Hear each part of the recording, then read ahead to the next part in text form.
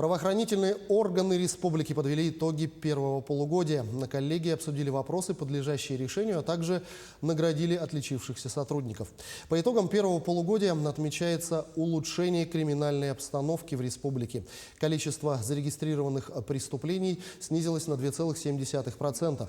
Так, за первое полугодие текущего года зарегистрировано 6360 преступлений, в то время как за аналогичный период прошлого года было зарегистрировано 6534 преступления. Такое снижение количества зарегистрированных преступлений наблюдается и в сравнении с Дальневосточным федеральным округом на 4,7% и в сравнении с центральными регионами России на 1,85%.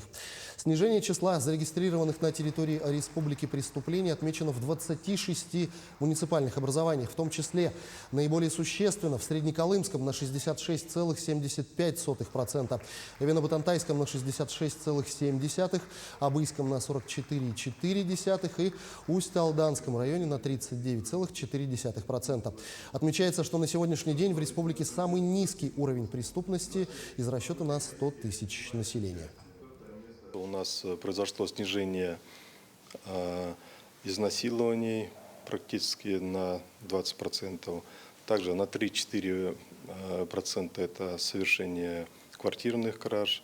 Также снижение краж с базов, складов, магазинов на 8%.